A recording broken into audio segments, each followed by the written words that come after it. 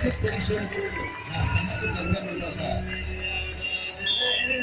देखो आपला अनुभव मिळतो.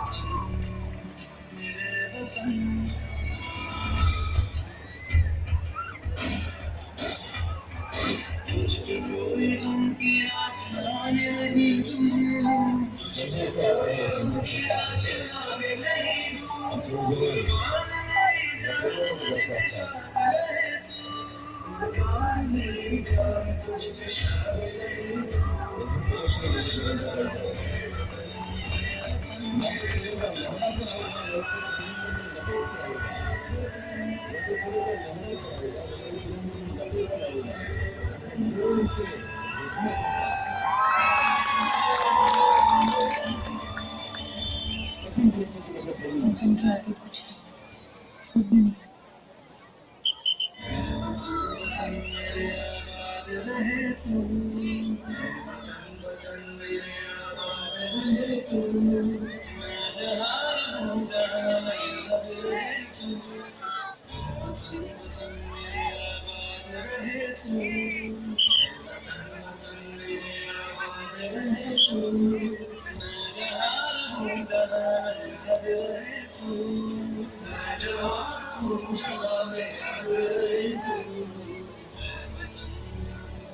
लश्कर तोयबा के 10 बंदूकधारी कराची से अल हुसैनी नाम के जहाज में सवार हुए।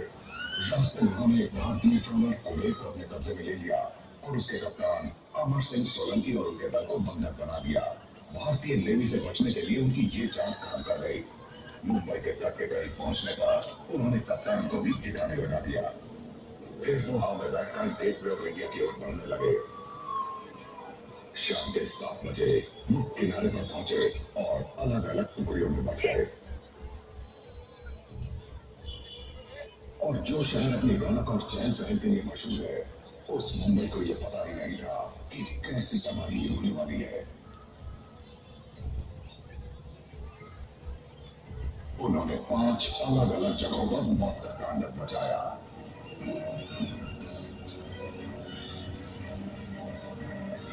26 नवंबर 2008 छत्रपति शिवाजी टर्मिनस मुंबई के सबसे व्यस्त रेलवे स्टेशनों में से एक है। सीएसटी पर आतंकवादियों ने हवन मसूल कर दिया। लोग मुंबई पुलिस की जवाबी गोलीबारी की वजह से वहां से भाग निकले। आतंकवादी वहां से तो भाग निकले, लेकिन वो नए टारगेट की तलाश में लग गए। उन्होंने टाइम्स बिल्डिंग में घुसने की कोशिश की, लेकिन दरवाजा अंदर से बंद था। तभी वहां पर एक पुलिस कार 7 पुलिस वालों के साथ पहुंची। इसमें तो चीफ हेमंत करकरे, उनके डिप्टी एडिशनल कमिश्नर अशोक कांटे, सीनियर पुलिस इंस्पेक्टर विजय सहस्कर, एक सब इंस्पेक्टर और 2 कांस्टेबल। आतंकवादियों ने उन पर गोलियां बरसा दी। कांस्टेबल जादव के अलावा एंटी टेररिस्ट स्क्वाड के सभी सदस्य मारे गए। आतंकवादियों को बड़ा सफल है, लेकिन कांस्टेबल जादव अपने एक साथी की लाश के नीचे दबे आतंकवादियों की बातें चुपचाप सुन रहे थे।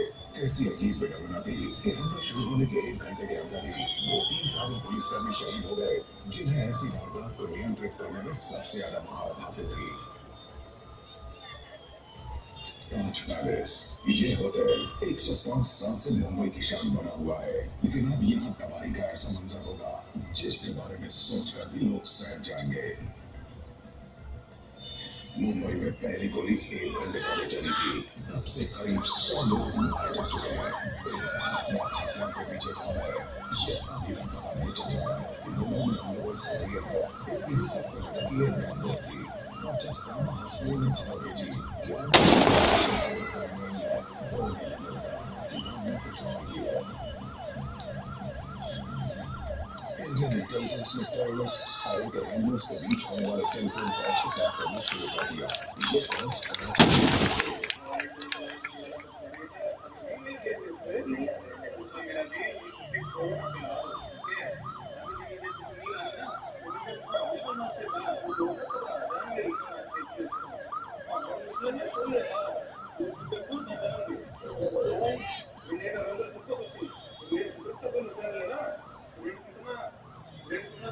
शहर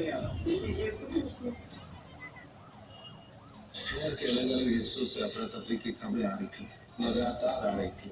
अलग अलग हिस्सों से विधान भवन, मेट्रो, चौपाटी, विवेकानंद और ट्राइडेंट और भी बाकी हिस्सों से तब टीवी में सिर्फ यही न्यूज चल रही थी।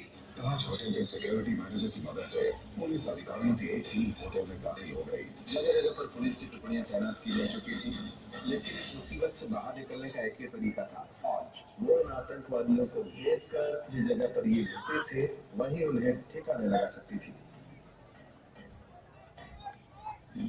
लोकेशन होटल ताज पैलेस।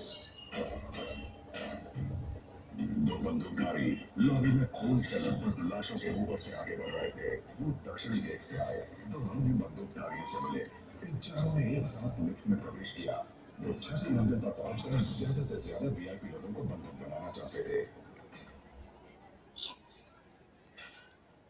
मानसा के एनएसजी हेडक्वार्टर में मुंबई से आने वाले बुलावे का इंतजार हो रहा था। बहुत जल्द हॉवरक्राफ्ट बाहिनी MARCOS special forces base INS Abhimanyu के पास पहुंच गया। मार्कोस को अनजाने इलाके में शानदार ऑपरेशंस के लिए जाना जाता है। इनके operatives AK-47, MP5 submachine guns और 900 पिस्टल्स से लैस होते हैं। ये ऐसा सैन्य दल था जिसे आतंकवादियों से लड़ने के लिए खास तरह की ट्रेनिंग दी गई। ये एक तरह के स्पेशलिस्ट थे। आतंकवादियों ने अपने हैंडलर्स यानी आगाओं को ताजा जानकारी दी।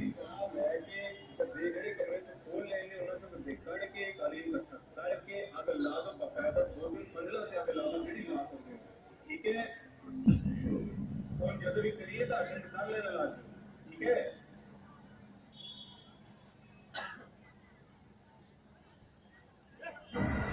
विश्वास नागरे पाटिल ने सीसीटीवी कंट्रोल रूम से देखा कि आतंकवादी कमरों के गद्दे एक जगह पर जमा कर रहे हैं। बड़ी गड़बड़ी होने का अंदेशा होने पर उन्होंने अपने सीनियर ऑफिसर गफूर से वहां जाने की इजाजत मांगी, लेकिन गफूर ने पार्टी को वहीं इंतजार करने के लिए कहा, क्योंकि मार्कोस पहुंचने वाले थे। एनएसजी हेडक्वार्टर्स में और भेजा चीता चीता चीता और फिर ब्लैक कैट्स निकालने के लिए तैयार होने लगे। रात 2 बजे लोकेशन ताज पैलेस। मार्कोस ताज होटल पहुंच गए। पुलिस से थोड़ी बहुत जानकारी लेने के बाद होटल के सिक्योरिटी मैनेजर ने उन्हें एक A4 साइज शीट दी। ये होटल के लेआउट का नक्शा था। मार्कोस टीम होटल में घुसने की तैयारी में जुट गई। मार्कोस टीम खामोशी से अंदर बढ़ रही थी। रसोई में से गोली चलने की आवाजें आ रही थी। कमांडोज रसोई के दरवाजे के आसपास जमा हो गए। एक टेररिस्ट ने उनकी तरफ ग्रेनेड फेंका। किस्मत से वो फटा नहीं। मार्कोस टीम बंदूकों तक पहुंच गई थी। उनकी प्राथमिकता थी इन फंसे हुए लोगों को यहाँ से निकालना। आतंकवादियों पर शिकंजा बाद में भी कसा जा सकता था, लेकिन उन्हें बैकअप की जरूरत थी, क्योंकि होटल में मेहमान लगभग 200 थे और कमांडोज सिर्फ 8। और उसी वक्त लाइव टेलीकास्ट में किसी जर्नलिस्ट ने उनकी पोजीशन जाहिर कर दी, और ये जानकारी उन आतंकवादियों को उनके आकाओं के जरिए पहुंच गई। उन्होंने पूरा पैरा दे दिया है, उसको पुलिस ऑफिसर भी है, क्योंकि पुलिस वाले पहले पूरे पढ़ चुके हैं। तो हमें क्या थी यार, हर 20 मिनट बाद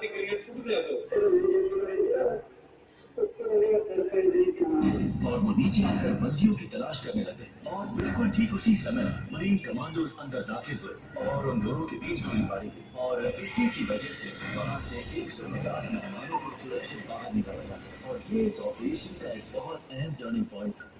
ये काम थोड़ा मुश्किल था, क्योंकि होटल में लगभग 300 कमरे थे। मुमकिन था कि आतंकवादी कमांडोज पर नजर रखे हुए हैं, क्योंकि मीडिया हर बात को लाइव टेलीकास्ट कर रहा था। ऐसा लग रहा था कि होटल में कमांडोज का बड़ा दस्ता भेजे बिना बात नहीं बनेगी।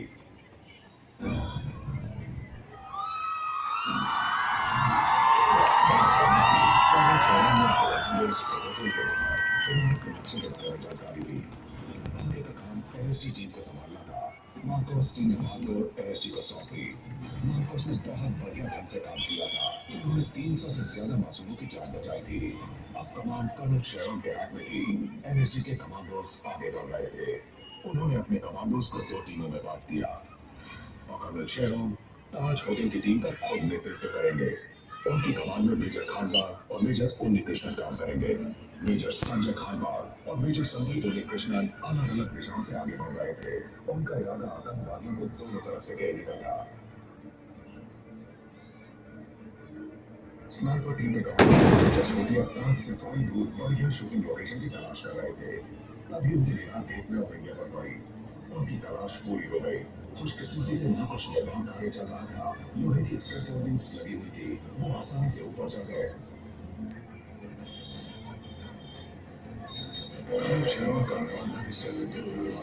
लेकिन कमांडो उसके हिसाब से 2 नहीं 4 थे। हर कमरे की खोज मुश्किल होती जा रही थी। आग की वजह से कुछ मंजिलों में सांस लेना मुश्किल हो गया।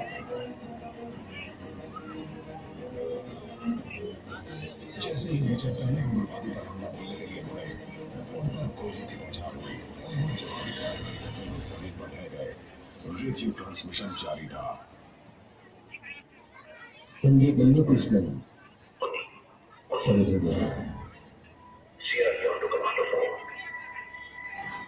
लेकिन खामोशी के अलावा कुछ नहीं बचा था।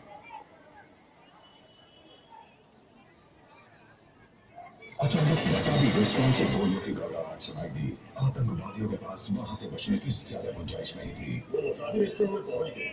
जब भी हम अंदर घुसते वो गोली चला देते थे। और अच्छी तरह से समझ गए वो यहीं पर है। लेकिन वो लोग ऐसी पोजीशन पर थे जहां वो हमें देख सकते थे, लेकिन हम उन्हें देख नहीं पा रहे। मगर सिचुएशन ऐसी थी कि हम ये नहीं जान पा रहे थे कि उन्हें गोली लगी है या नहीं। कर्नल खान राव और उनकी टीम आखिर उस गलियारे में पहुंच गई जो वसाबी रेस्टोरेंट की तरफ जाता था। उन्होंने उसे विस्फोटकों की मदद से उड़ा दिया। वसाबी रेस्टोरेंट में एक बड़ी दीवार चली गई, जिससे भाग गई।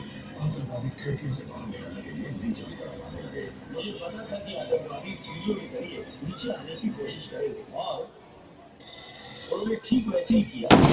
वो नीचे आए, उन्होंने फायरिंग शुरू की और हमने भी उसका जवाब दिया। अंधेरा होते ही वहां की सबसे दक्षिणी खिड़की से एक आतंकवादी ने भागने की कोशिश की। वहां के दरवाजे से मेजर रॉय ने उस पर 3 गोलियां चलाई। आतंकवादी बाहर कर गया। खिड़की के पास से एक और आतंकवादी लगातार फायरिंग कर रहा था। उस पर कैप्टन वरुण दलाल की नजर पड़ी। कमांडोज ने उसे भी गोली मार दी।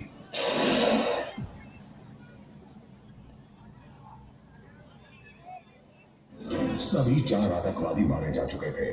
ताज भी अब खतरे से बाहर था और मुंबई भी।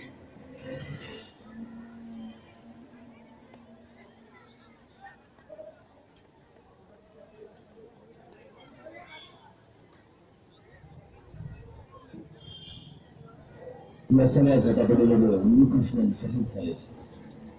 उल्लूकृष्णन यांनी आपला प्राण आपल्या देशासाठी दिला. यदि तिरंगा लहराता रहेगा, नहीं क्या तिरंगे में लिखित करा हुआ अशोक कांते साळसकर अशी 2 महत्वाचे मानबिंदू मुंबई पोलीस हेमंत सरकार अशा पद्धतीने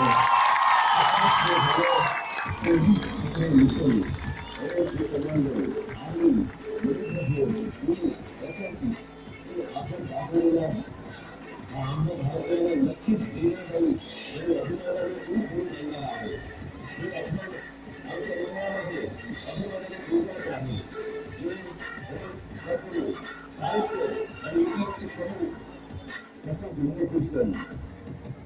आणि तुकाराम अंताळे यांनी जीवाची फाशी लावून कसा आपला फक्त विठ्ठल पकडलं आणि कसा अटकेसाठी पोलिसांच्या हाताने मिळाला.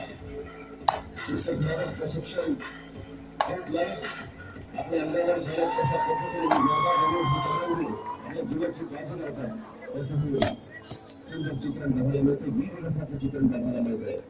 या सगळ्यांना सगळं अटेन्शन खबर तिला श्रद्धांजली अर्पण करूया आणि फोन करूया.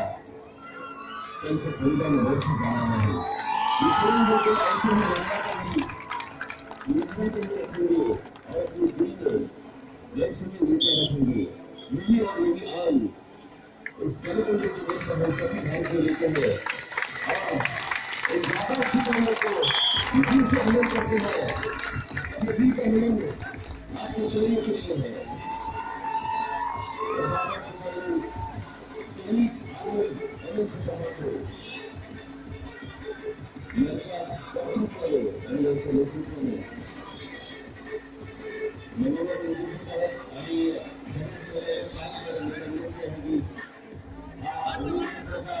स्ट्रिंग ऑपरेशन पूर्ण करत आपल्या भारत भूमीचा तिरंगा आहे हा दिमाखामध्ये फडकवत ठेवला.